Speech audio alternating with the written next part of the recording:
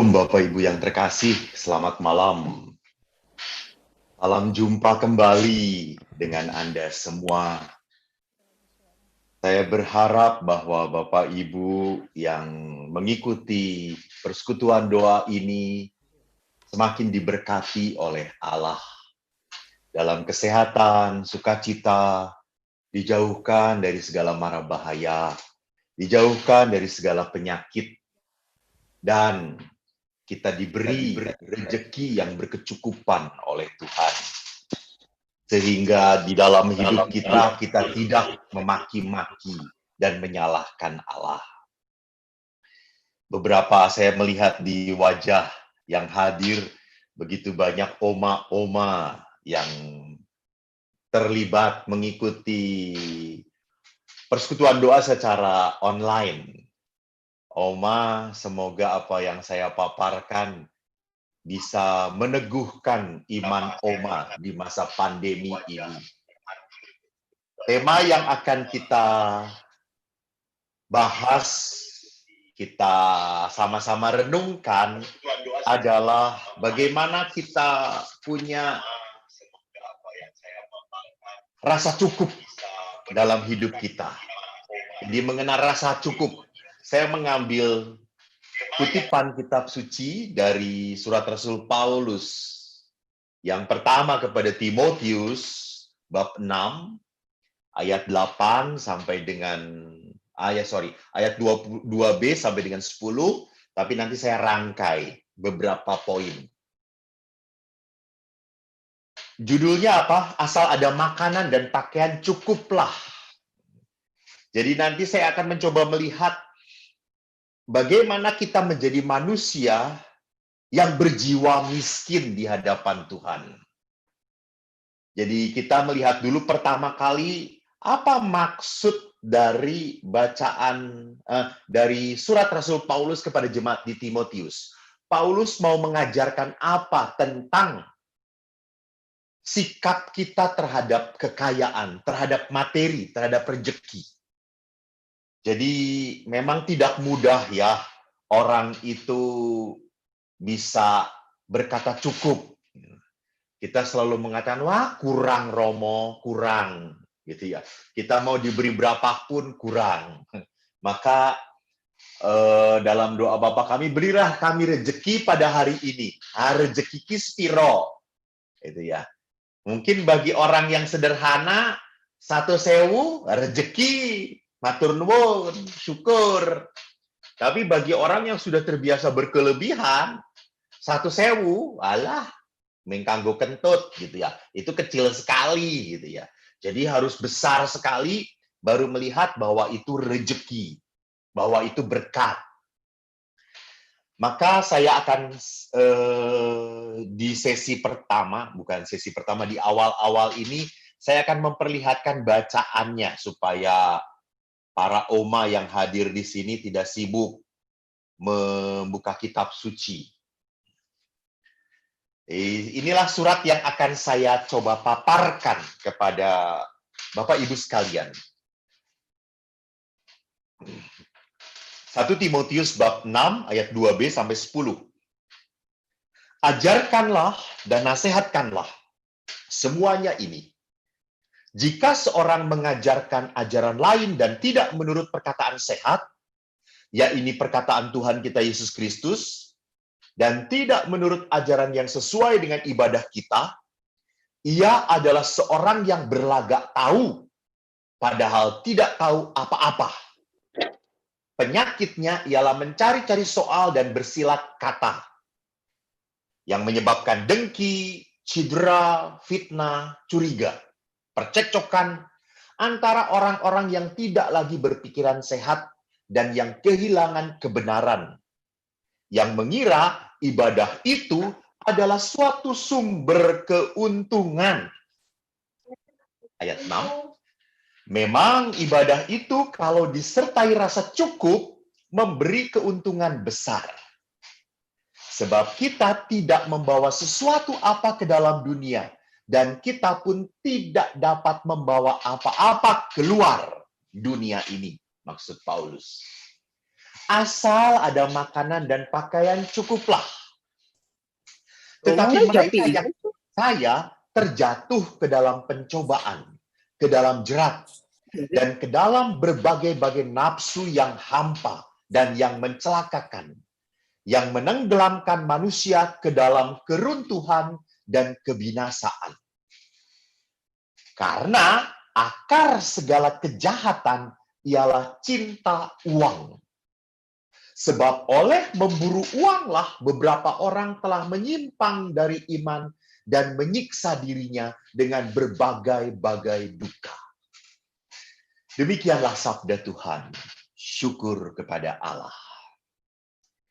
Saudara-saudaraku yang terkasih, lihat di ayat-ayat awal, Paulus memperingatkan bahwa zaman Paulus pun rupanya ada orang-orang yang apa? Yang mencari keuntungan dengan menjual nama Yesus.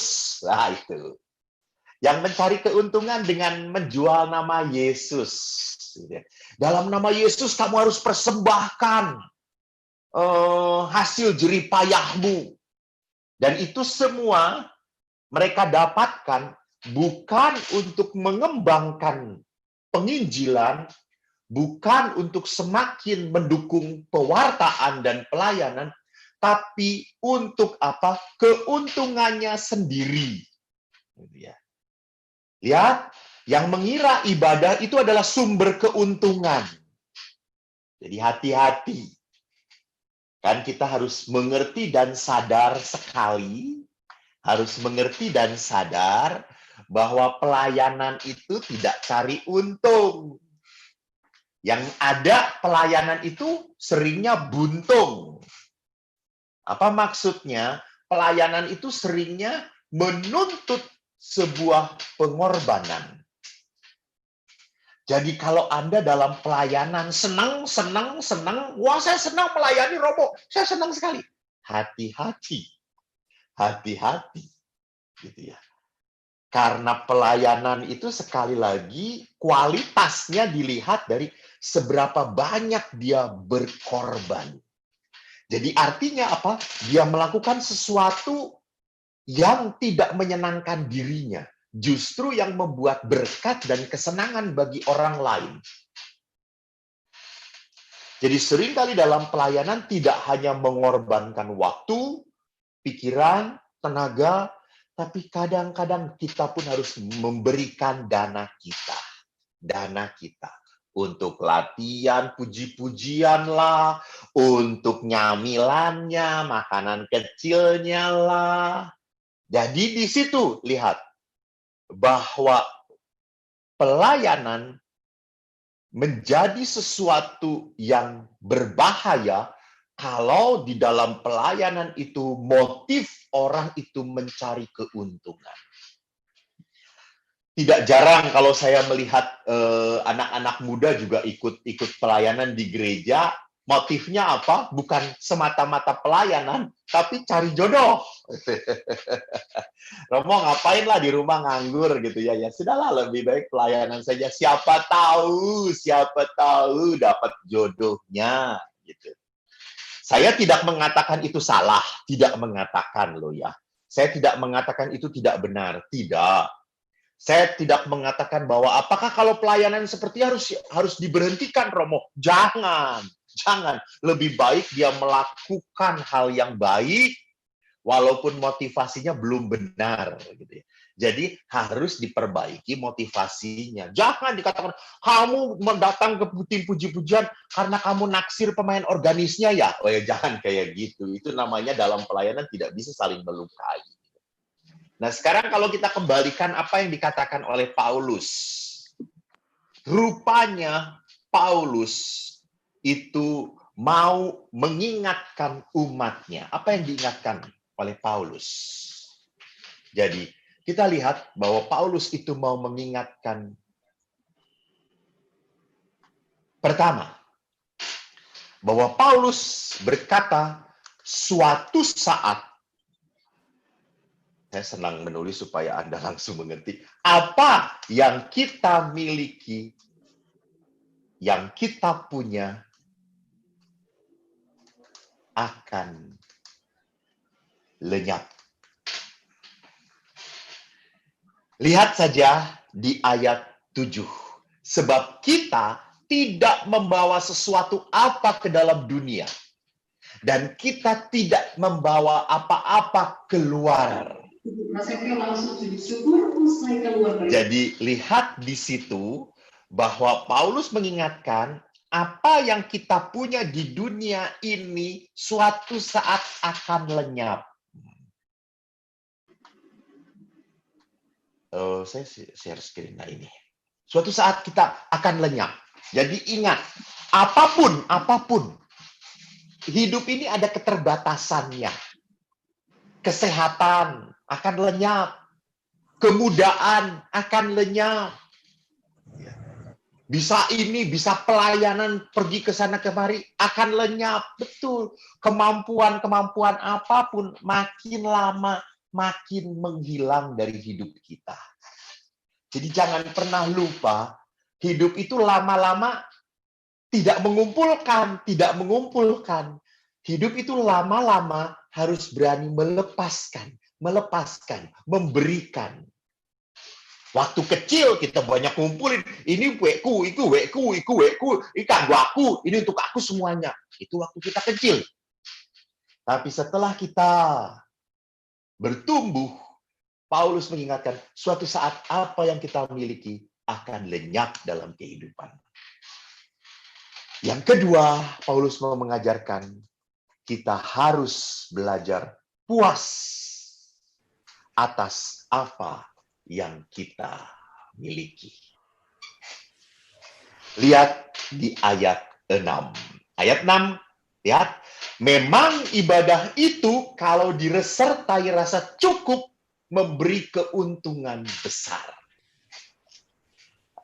Bagus tuh, Paulus mengatakan ibadah kalau disertai rasa cukup akan memberi keuntungan besar kepada kita. Apa maksud Paulus?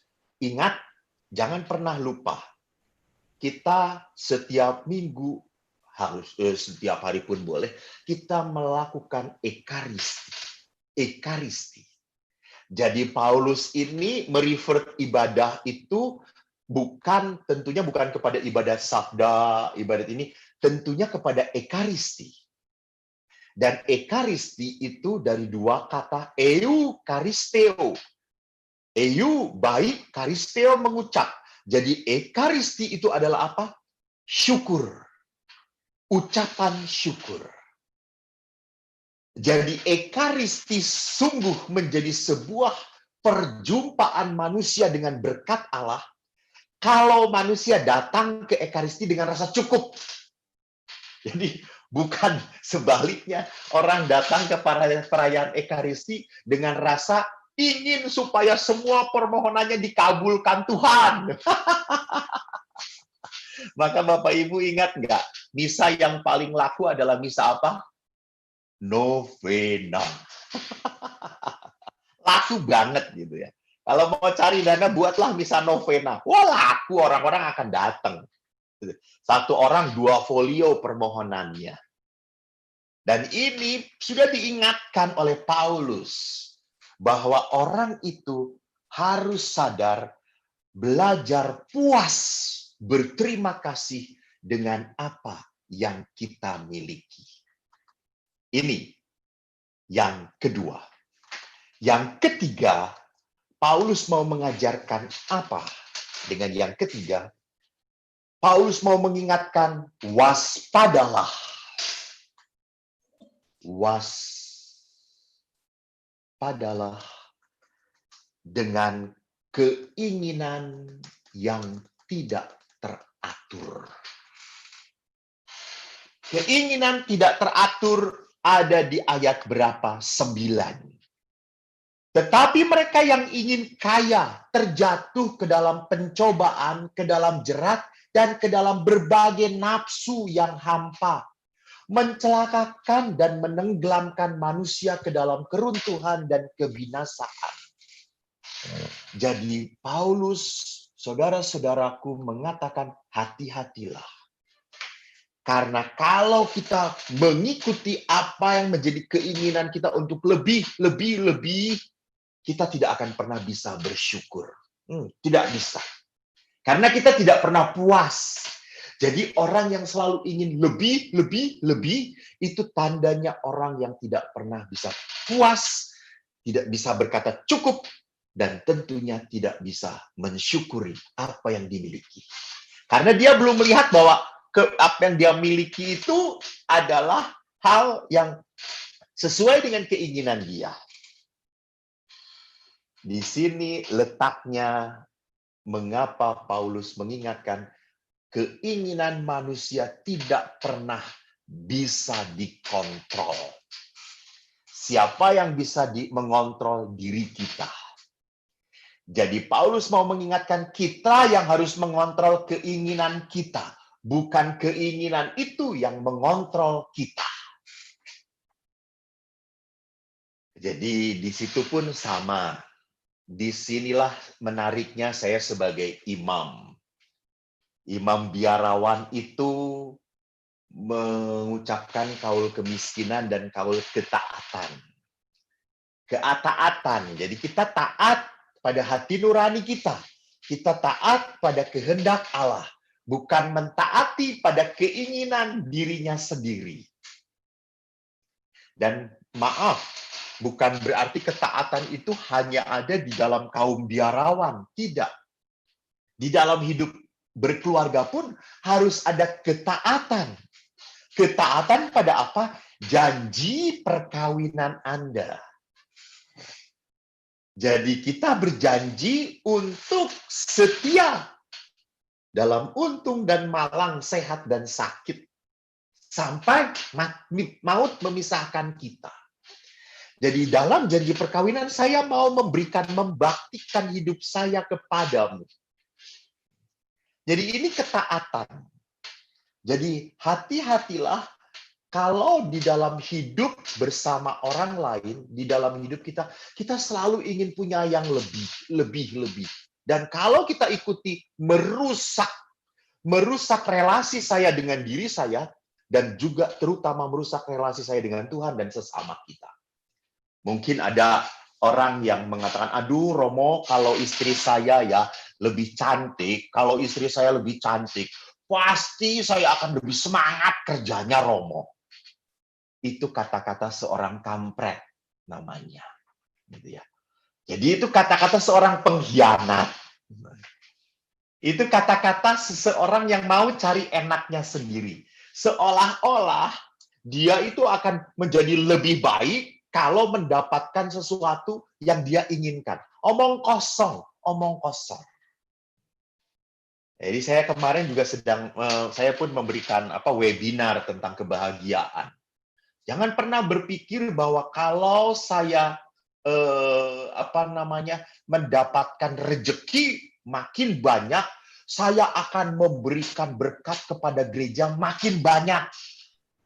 Sopo sing jamin, ndak mungkin. Ingat, orang makin punya banyak itu makin pelit Yang ada saya eman-eman, wong rezekine dhewe kok dikek-kek. Itu ya. Jadi makin banyak itu makin eman-eman. Bukan makin bersukacita dalam memberi. Karena apa? Ingin lebih. Saya sedang membangun itu, lalu ada orang yang berkata kepada saya sedang membangun rumah retret, lalu ada orang yang berkata, Romo, kalau saya dapat rezeki ya Romo, rezeki besar, nanti saya bagi ya. Saya hanya berkata, amin. Gitu ya. Jadi permasalahannya di dalam membagi harus seperti apa yang dikatakan oleh Yesus. Janda miskin itu memberi dari apa yang dimilikinya, bukan apa yang lebih. Menarik. Jadi orang-orang itu memberikan dari kelebihannya. Nah, itu kan dari kelebihannya. Jadi kan sisa-sisa. Tetapi janda miskin itu memberi apa yang dia miliki. Dari kekurangannya. Justru itu. Justru ini yang berharga di mata Tuhan. Kalau orang memberi dari kelebihannya, tidak ada pengorbanan di situ. Tetapi kalau orang memberi dari kekurangannya, di situ letak pengorbanannya. Krishna. Di situ letak keunggulannya. Ini siapa? Mbak Francisca, kalau nanti saya terlalu lama, tolong di-stop ya. Dimatiin aja. Nanti saya akan berhenti kok. Saya kadang-kadang kemana, lalu roh kudusnya terlalu banyak, lalu nyempret kemana, gitu. Lalu harus balik lagi. Tergantung rohnya. Yang keempat, tadi kalau ketiga saya sudah berbicara tentang bagaimana Paulus mengingatkan kita. Yang keempat, Paulus mengingatkan hal lagi, yaitu apa? Cintai sesamamu daripada mencintai uang.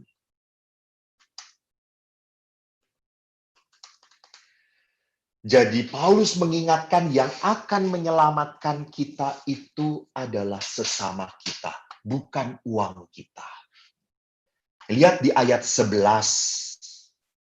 Di ayat 11 dikatakan, ini tadi persis tidak saya bacakan, tetapi engkau hai manusia Allah, tetapi engkau hai manusia Allah, itu menarik. Paulus mengatakan manusia Allah, itu berarti apa? Manusia yang hidup di dalam Tuhan, jauhilah semuanya itu. Yang tadi sampai ayat 10 tadi itu.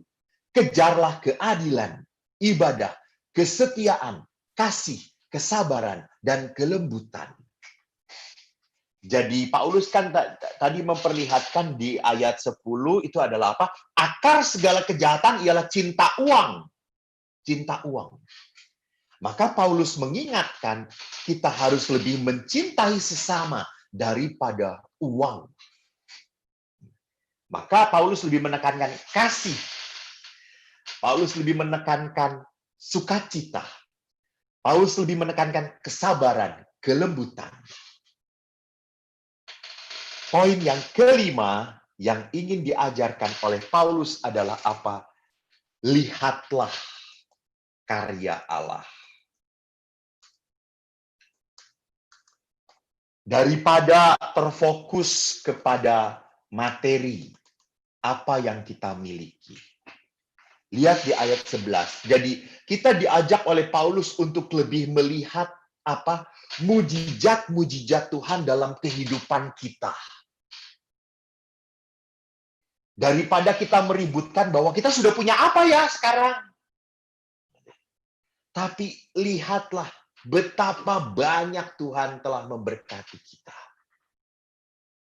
Mungkin Anda sering mendengarkan hal ini, tapi baru kemarin saya mengalami pengalaman lucu sekali. Jadi saya kenal dengan seorang opa yang sudah 91 tahun. Opa ini sakit. Saya kenal opa.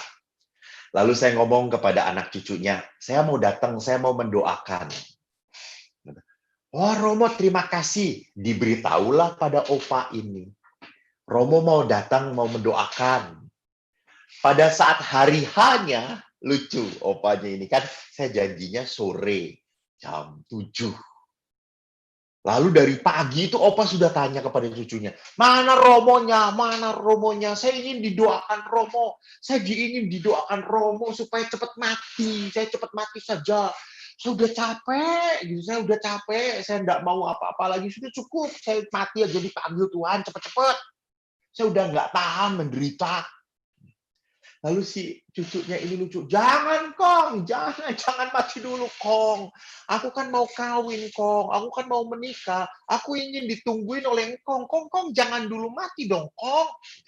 Lalu si Kongnya itu mendengarkan, oh kamu mau kawin ya? Ya. Oh Tuhan Yesus, tidak jadi, jangan mati sekarang Tuhan Yesus, jangan mati. Gitu.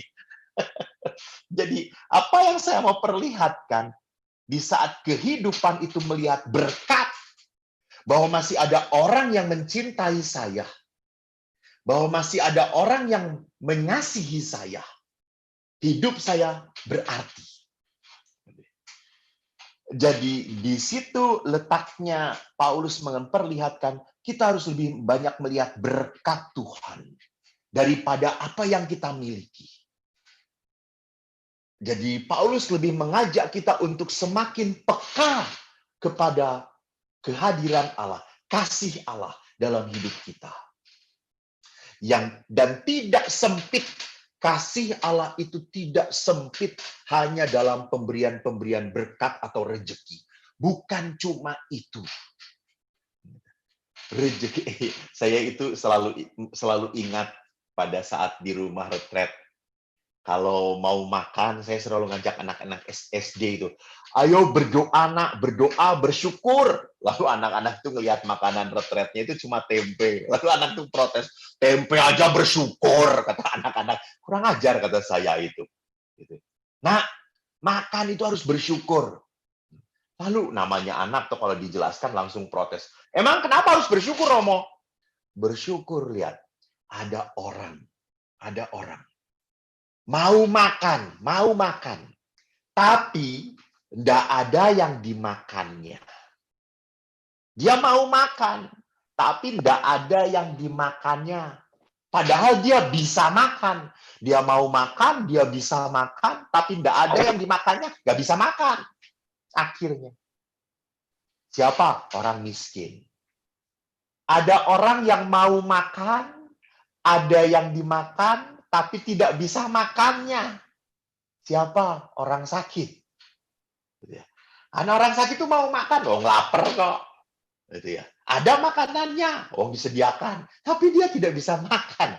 Selang ada di mana-mana. Tapi ada juga orang yang mau makan, ada yang dimakan, bisa makan, tapi tidak punya kemauan makan. Jadi perhatikan di sana bahwa kita harus lebih banyak melihat bahwa Allah itu memberkati, sekali lagi, bukan hanya lewat secuil boleh saya katakan, secuil harta, rejeki. Rejeki itu sepersekian bagian dari berkat. Kita harus belajar seperti itu. Maka kalau kita mengerti bahwa rejeki itu hanya sepercuil dari sebagian berkat, kita tidak pernah takut berderma. Kita tidak pernah akan takut berbagi. Karena itu hanya sepercuil dari berkat yang saya terima dari Tuhan. Dan terakhir, Paulus mengingatkan kepada kita, kepada umatnya, tentunya juga kepada kita yang sekarang sedang membahas perikop ini. Poin ke-6 adalah, belajarlah berbagi dengan sesama.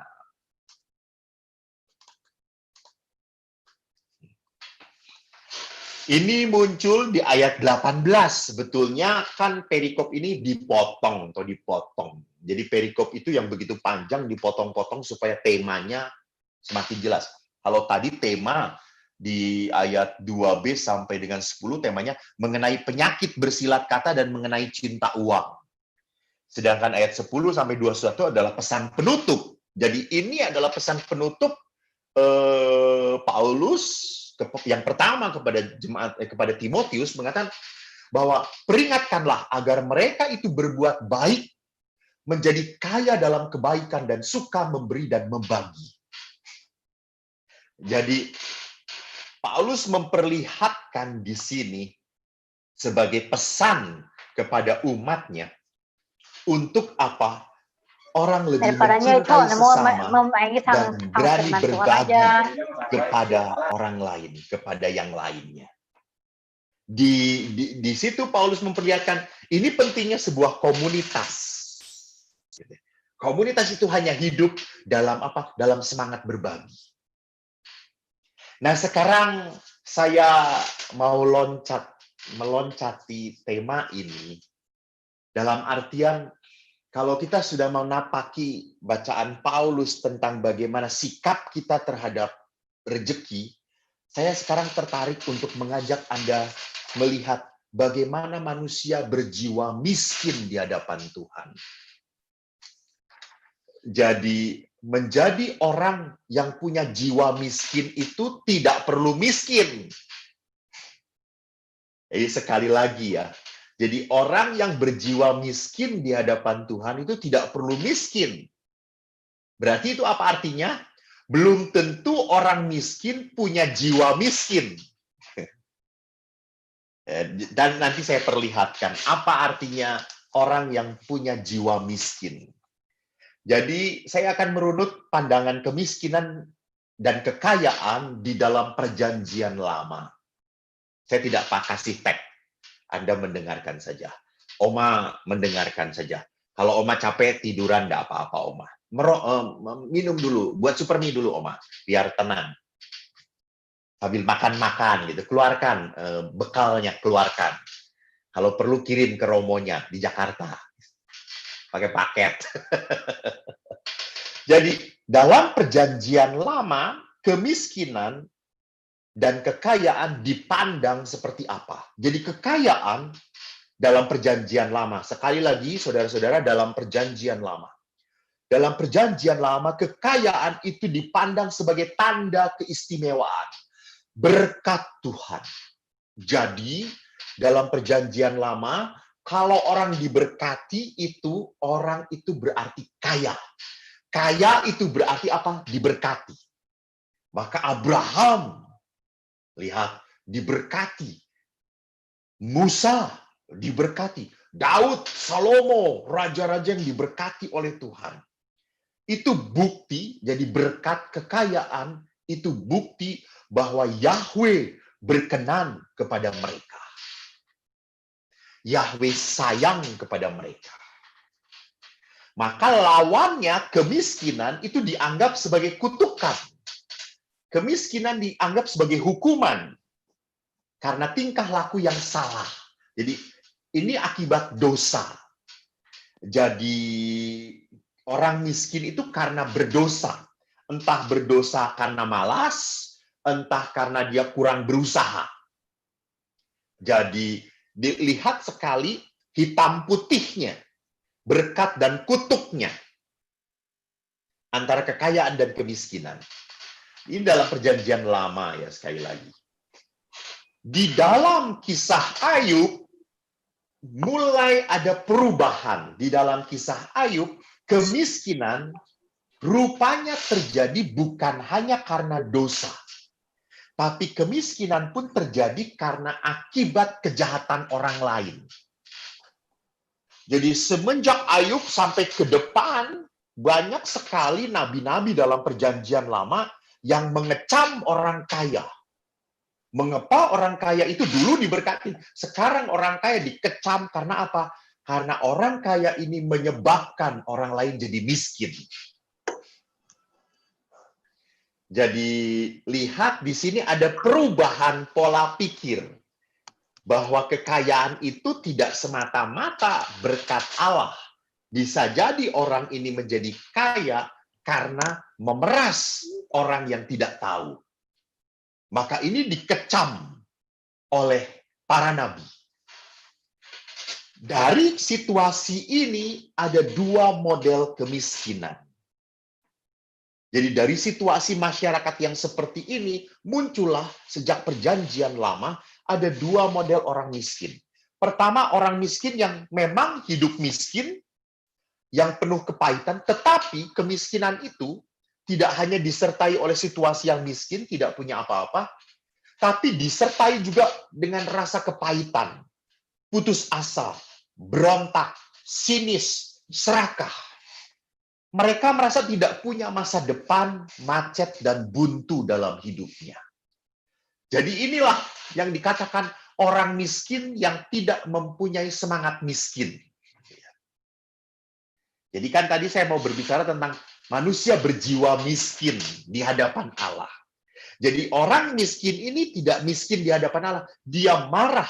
Dia melihat kemiskinan itu adalah sesuatu yang menyakiti dia, yang menyakitkan bagi dia. Yang berusaha dia hindari. Itu tipe pertama. Yang kedua, ada cara hidup orang miskin yang menyerahkan nasib hidupnya kepada Yahweh. Jadi dia menjadi miskin, tetapi dia semakin berserah kepada Allah, kepada Yahweh. Penderitaan, orang ini belajar secara khusus. Jadi penderitaan yang dia hadapi, penderitaan yang dia peroleh, dia renungkan sebagai saat bagi dia untuk tergantung pada Allah. Jadi kemiskinan itu bukan sebagai poin untuk mengeluh, untuk putus asa dan tidak punya masa depan. Justru situasi kemiskinan ini dia renungkan sebagai apa? Sebagai kondisi untuk menggantungkan diri pada kerahiman Allah. Maka kebutuhan akan hal duniawi, mereka membutuhkan hal duniawi, mereka pun dalam kebutuhan untuk hal dunia, mereka sungguh membutuhkan pertolongan Tuhan. Jadi ini orang yang punya semangat jiwa miskin. Dia menggantungkan seluruhnya kepada kerahiman Tuhan. Di dalam setiap segi kehidupan, dia sungguh tergantung kepada Allah. Kalau Anda kenal orang-orang ini di dalam kitab suci, dikenal dengan orang-orang Anawim.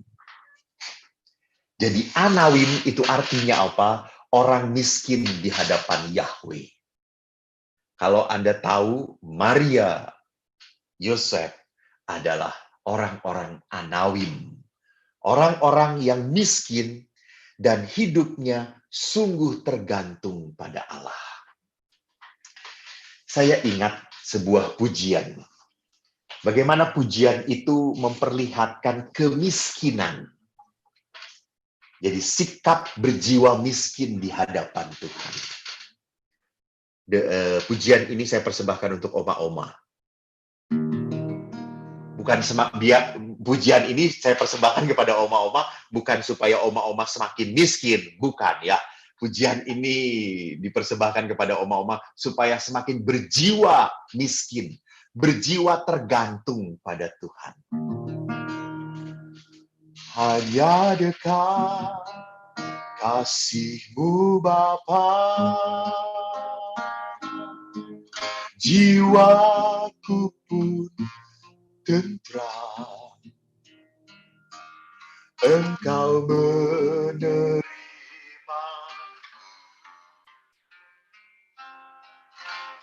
dengan sepenuhnya, walau dunia melihat rupa,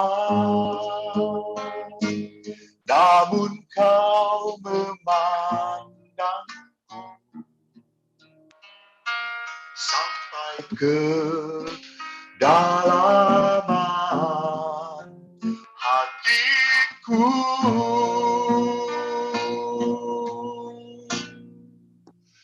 Tuhan, inilah yang ku tahu, kau mengenal hatiku, jauh melebihi semua yang terdekat sekalipun. Tuhan, inilah yang ku mau, kau menjaga hatiku, supaya kehidupan memancar senantiasa.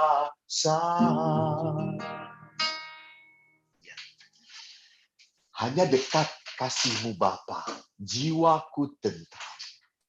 Jadi orang miskin di hadapan Tuhan, berjiwa miskin, sudah mendapat kepuasan dikala dia merasa dekat dengan Allah. Jadi yang menyenangkan, yang menyukakan jiwa orang miskin, bukanlah pemberian-pemberian Tuhan semata-mata. Jadi yang menyenangkan bagi orang yang berjiwa miskin adalah apa? Kasih Allah. Kedekatan dia dengan Tuhan. Dia sangat tahu bahwa Tuhan itu adalah Maha Kasih. Maka jiwa dari orang yang berjiwa miskin, orang-orang Anawim, itu saya perlihatkan ada ABCD. 4 ciri khas orang yang berjiwa miskin. 4. Pertama, orang berjiwa miskin itu tidak berkuasa. Jadi dia itu memang tidak menunjukkan kehebatannya. Orang miskin itu kan maaf ya saja kan tidak bisa diandalkan apapun gitu ya, diminta apapun, oh aku miskin kok gitu kan, duwe apa-apa gitu ya. Itu. Jadi orang miskin tidak pernah punya kuasa untuk ditunjukkan. Seorang miskin tidak pernah menggunakan power. Nah, seorang miskin hidupnya sederhana, tidak penuh tuntutan, tapi dia penuh harapan. Jadi seorang miskin dalam kehidupan bukan orang yang selalu berontak, bukan orang yang ingin dihargai, ingin diperhitungkan. Kan ada orang tertentu gitu ya, kalau di tangan sekarang sedang rame tuh di YouTube itu rame-rame. Kalau orang sedang ditangkap sama polisi sudah tahu salah gitu. Tar, saya kenalan, saya punya kenalan jenderal. Anda tidak tahu saya ini anaknya jenderal gitu ya. Jadi, oh ya sudah, boleh silakan gitu ya. Saya bahkan lebih punya pengalaman memalukan. Gitu ya. Saya ingat waktu PSBB di Jakarta ini, di mana orang tidak boleh jalan-jalan, ditutuplah. Lalu beberapa umat ngomong, Romo yuk kita, karena pada saat itu pesta Bunda Maria apa aku lupa. Lalu beberapa umat, Romo kita ziarah yuk. Jadi dekat rumah kami di Tangerang, itu di Rangkas Bitung ada Gua Kanada. Lalu ada beberapa orang, ya sudah kita naik motor yuk naik motor gitu ya. Lalu kami naik motor, saya nggak tahu jalan, saya di belakang. Tiba-tiba sebelum masuk kota Rangkas Bitung ada perhentian, ya checkpoint. Jadi dilihatkan ini kan tidak boleh kemana-mana, tidak boleh masuk ke Rangkas Bitung. Gitu.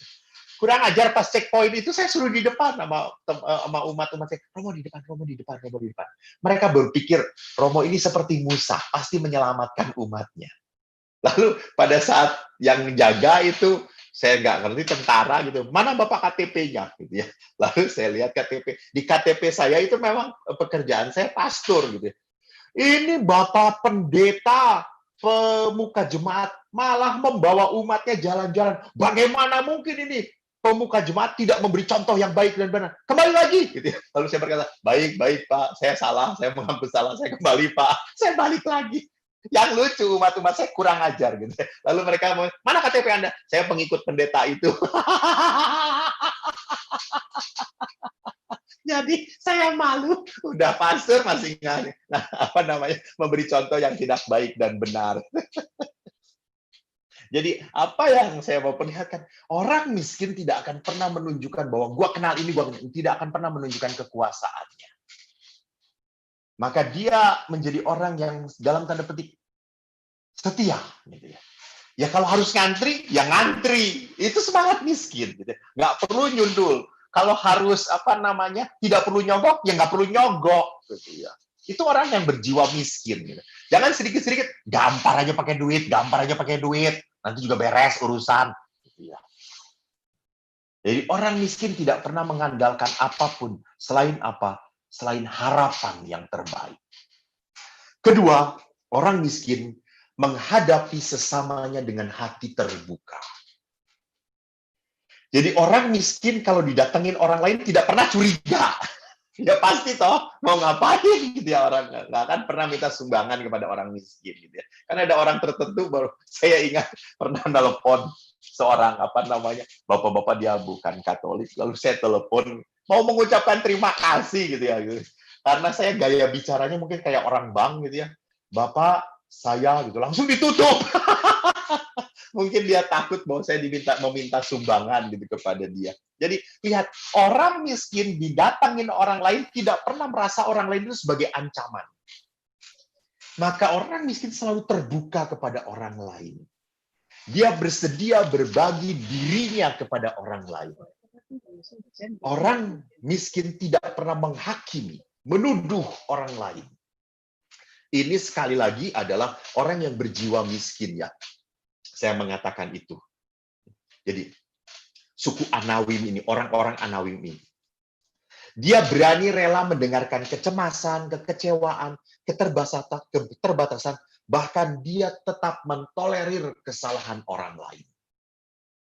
Jadi dengan orang miskin, orang itu akan merasa aman, tidak disalahkan. tidak dipojokkan, tidak dihakimi. Jadi orang miskin itu selalu membuat orang diam di dekat dia dengan tenang. Yang ketiga, orang miskin adalah orang yang menaruh hormat pada penderitaan orang lain.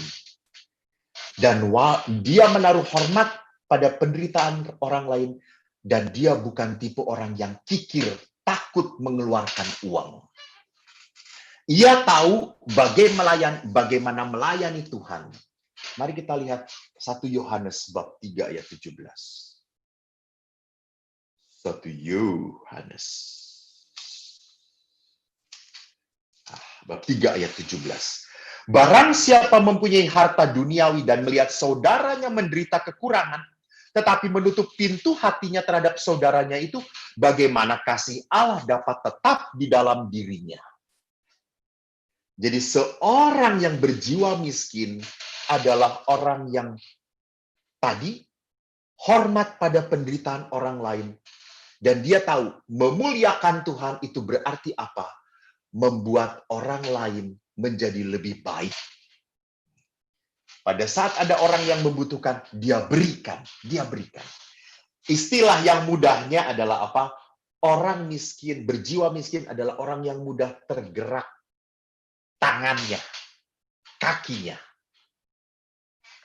Bukan semata-mata cuma hatinya, ya. Saya suka kalau tergerak hatinya oleh belakang. Banyak orang yang tergerak hatinya, kasihan ya, kasihan, selesai. Dia tergeraknya cuma mulut doang, tapi tangan dan kakinya tidak pernah tergerak. Jadi orang yang berjiwa miskin adalah orang yang tergerak tangan dan kakinya. Terakhir, orang miskin adalah orang yang tidak pernah berpuas diri. Ia selalu merasa tidak mampu, lemah, dan memerlukan Allah. Maka orang miskin selalu sadar bahwa dia berdiri di hadapan Tuhan dengan tangan terbuka. Apa artinya? Dia lepas bebas. Apa yang diperoleh dalam doanya, dia selalu terima sebagai berkat Allah. Jadi kekuatan orang miskin adalah kesadaran Allah selalu memberikan yang terbaik untuk hidup dia. Karena Tuhan itu Maha Tahu dan Maha Baik bagi orang yang percaya kepadanya. Terima kasih. Shalom. Tuhan memberkati. Terima kasih Romo Eko untuk pencerahannya, untuk insight-insight yang bisa kami dapatkan. Bapak Ibu, bagi Bapak Ibu yang mau menanggapi maupun mungkin mau ada pertanyaan, silahkan Bapak Ibu bisa menuliskan atau raise hand. Maka ataupun yang di kolom YouTube bisa menuliskan pada kolom itu untuk pertanyaannya, silahkan saat ini.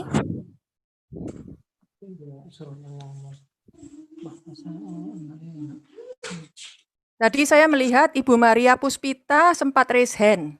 Apakah Ibu Maria Puspita ada pertanyaan atau tanggapan terhadap firman Romo?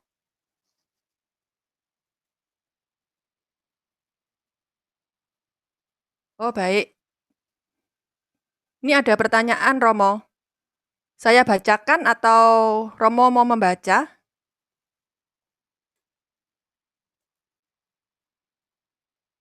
Romo di mute.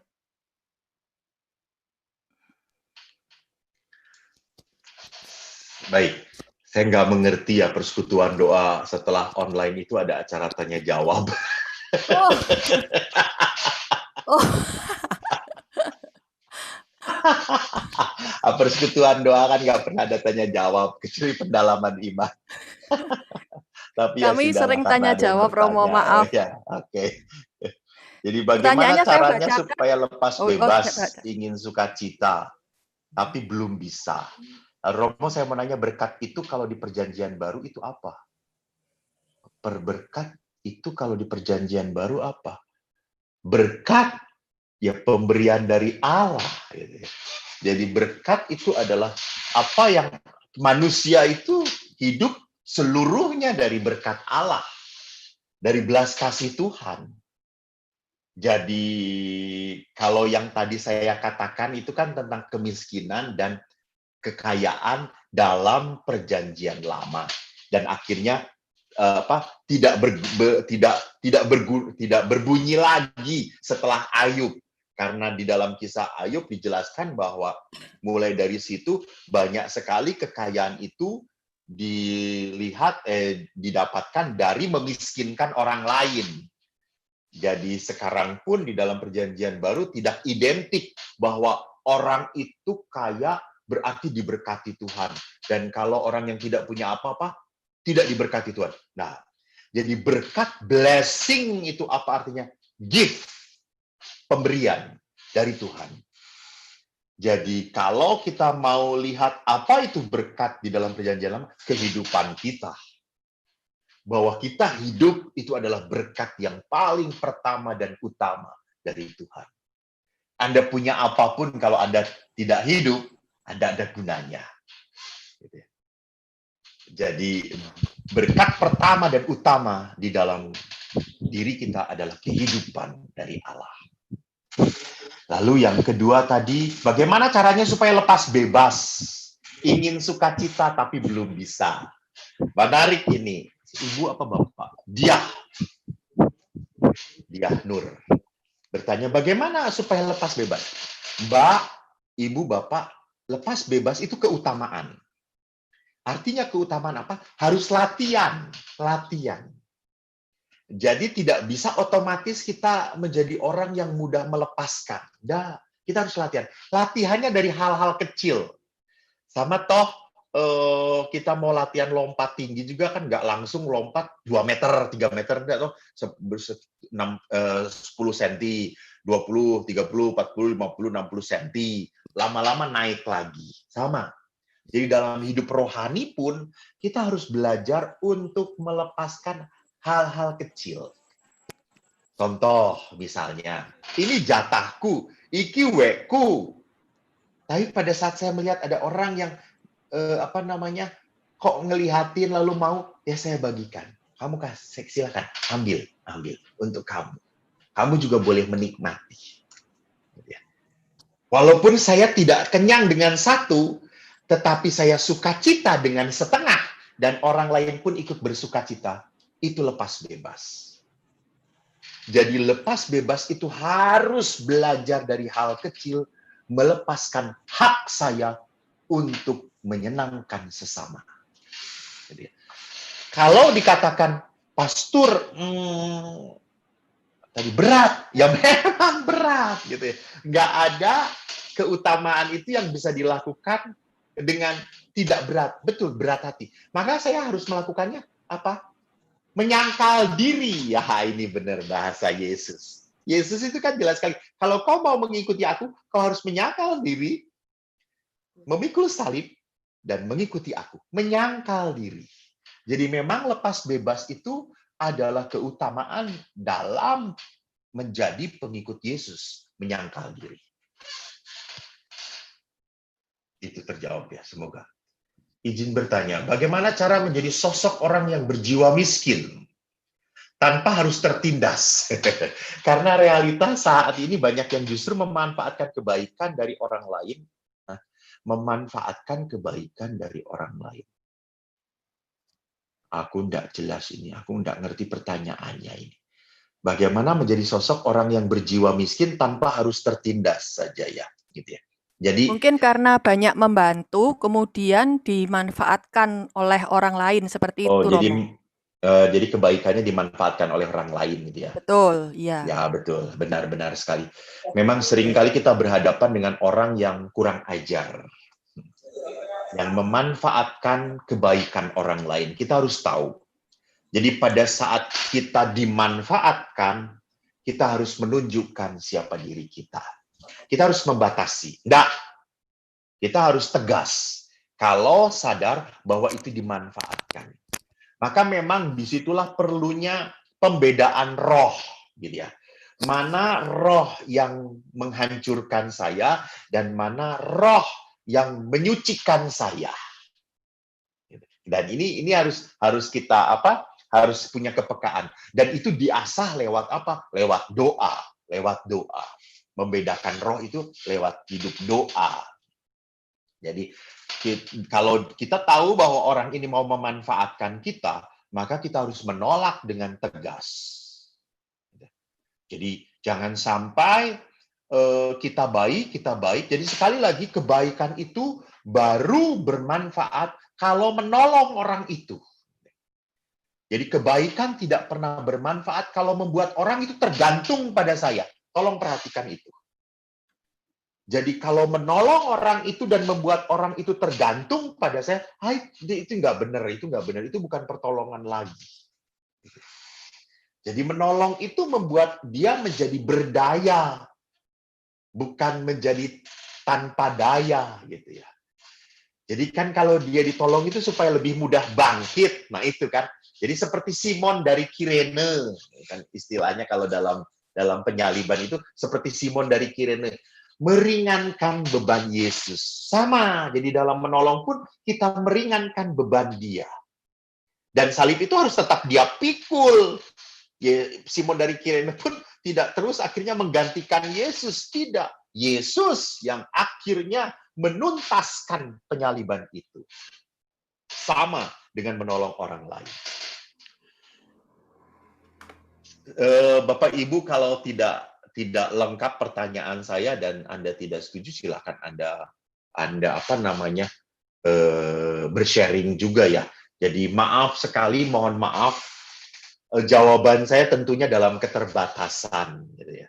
Saya bukan maha tahu, saya orang bodoh. Saya sering di-sharing ranking saya cuma 35, jadi kalau salah itu sudah biasa. Kalau saya salah itu saya udah biasa. Tapi kalau saya benar itu luar biasa sekali. Itu bukan karya saya. Jadi kalau saya benar itu karya Tuhan. Kalau saya salah itu karya Eko gitu ya. Jadi mohon maaf kalau saya salah menjawabnya. Jadi shalom, Maaf Romo. Romo. Saya salah sebentar Romo. Soalnya ada yang bertanya berkaitan dengan pertanyaan yang barusan. Maksud saya supaya mungkin lebih menyambung. Ada yang bertanya, kalau suka memberi, sorry sebentar saya lihat dulu. Kalau sering merasa cukup, bukankah terlihat seperti mudah menyerah? Itu gimana Romo? Oh saya cukup segini aja. Jadi udah nggak usaha lagi. Gimana Romo? Ya, jadi harus melihatnya sebagai siapa. Dia punya tanggung jawab apa. Jadi kalau dia misalnya berkeluarga, gitu ya, dia hanya berpikir cukup untuk dirinya sendiri, dia lepas tanggung jawab, itu bukan kebenaran, itu kurang ajar itu namanya. Gitu ya. Jadi rasa cukup itu harus disesuaikan dengan tanggung jawab dia. Kalau saya misalnya, saya cukup, saya tidak perlu berpikir tentang istri dan anak-anak saya, ya it's okay gitu ya.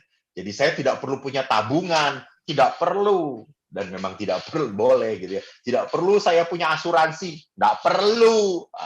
Orang mati aja tidak ada yang merasa kehilangan kok gitu ya. Jadi saya mau mengatakan bahwa kalau Anda punya tanggung jawab sebagai seorang suami atau sebagai seorang istri dan harus membesarkan mereka, lalu Anda berkata, udah cukuplah segini juga, tenang-tenang saja, padahal kebutuhan masih begitu banyak, itu adalah pelarian diri. Itu bukan keutamaan, itu bukan kemiskinan, jiwa miskin, bukan seperti itu, jangan salah ditafsirkan gitu ya. Jadi rasa cukup ini pun jangan ditafsirkan sebagai orang lepas tanggung jawab, bukan.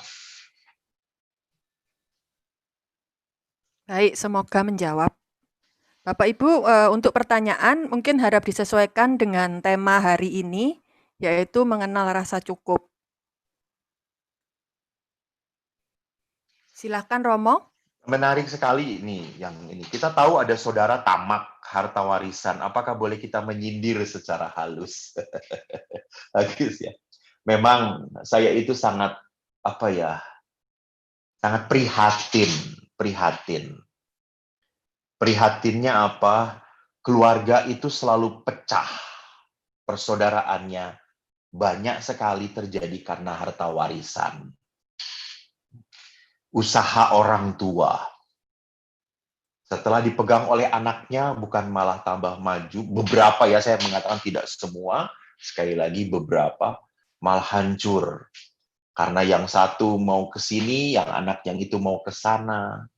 Jadi disitulah mencintai uang sangat berbahaya. Bahwa Paulus mengingatkan itu benar sekali. Gitu. Mentalitas ini. Kita harus belajar untuk ambil jarak dengan uang itu. Nah, sekarang apakah boleh kita mengingatkan? Mengingatkan sih boleh-boleh saja, kan itu hak. Loh. Selama benar dan itu menjadi haknya, kita boleh bicara. Gitu ya. Jadi semangat kemiskinan bukan berarti, kan sekali lagi Anda kan membutuhkan itu. Gitu ya. Dan kalau itu menjadi hak Anda boleh bicara. Nggak perlu nyindir. Gitu ya. Nggak perlu menyindir secara halus, tapi bicaralah dengan terus terang. Dan sekali lagi, bahwa membicarakan itu bukan berarti menyakiti, menyalahkan, memojokkan orang itu, tidak. Jadi berbicaralah dengan penuh kasih. Berbicaralah untuk kebaikan. Demi sebuah kebaikan. Jadi bukan dengan menyindir. Justru kalau menyindir itu malah menyakiti dan makin merunyamkan, membuat situasi menjadi tidak jelas. Bicaralah terbuka, jujur, dan kalau ini memang hak Anda, katakan. Sekali lagi, dengan penuh kasih. Bukan dengan penuh emosi. Dan jangan selalu berpikir negatif tentang orang itu. Bisa jadi kalau orang itu dihadapi dengan penuh kasih, pasti kita bisa menemukan jalan yang terbaik. Baik untuk kita dan untuk dia juga. Jadi saya ingat sebuah pepatah dalam buku spiritual yang saya baca, kalau orang belum menemukan hal yang baik dalam diri orang tersebut, berarti orang itu belum mengasihi. Jadi orang itu kalau mau mengasihi, harus bisa menemukan hal yang baik dalam diri orang tersebut. Terima kasih.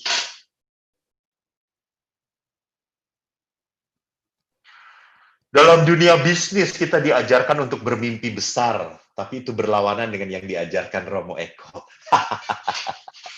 Jadi yang diajarkan oleh saya adalah supaya hati kita tidak menjadi rakus. Jadi yang itu tadi.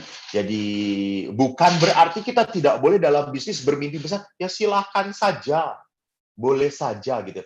Jangan pernah berpikir bahwa setelah persekutuan doa ini kita harus cukup-cukupan saja loh, nggak punya berlebihan. Kalau Anda cukup-cukupan, lalu gereja dibangun dari derma dari siapa?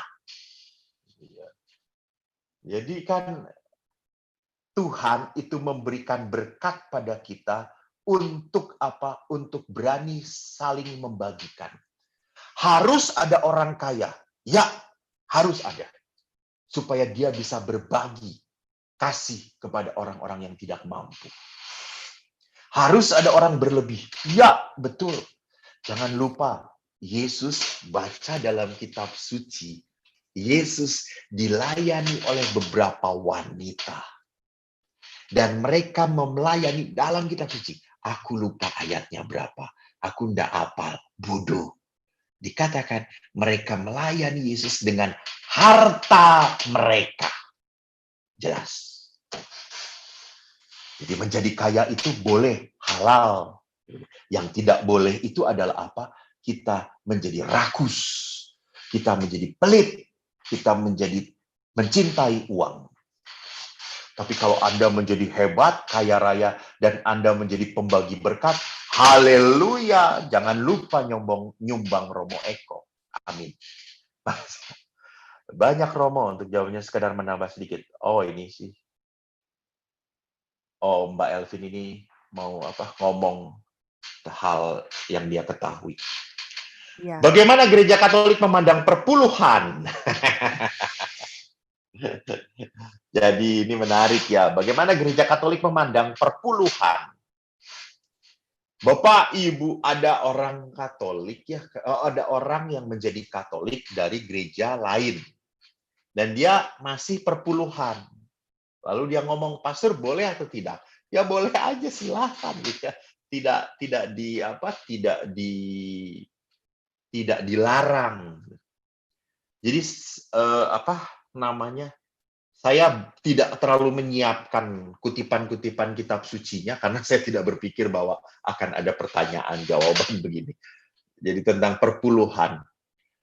Namun yang perlu dilihat di dalam gereja adalah yang tadi, semangat si janda miskin. Jadi kenapa memberi itu persembahan itu menjadi sebuah kewajiban.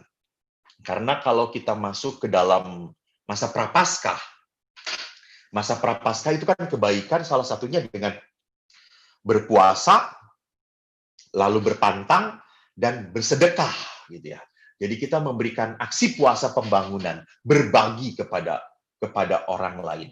Jadi semangat berbagi ini pun adalah melatih apa? Melatih sikap lepas bebas. Melatih sikap supaya kita tidak terlalu terikat oleh uang. Jadi semangatnya mau perpuluhan, mau bentuknya seperti apapun, silahkan. Bentuknya seperti apapun, gereja tidak pernah mematok. Mau perpuluhan, mau per 20-an, mau per 30-an, per 40-an, silahkan. Yang pentingnya spiritnya apa? Kita menjadi orang yang berani lepas bebas. Tidak terikat oleh apa yang kita miliki. Ingat apa yang dikatakan Paulus, suatu saat apa yang kita miliki akan hilang dari hidup kita.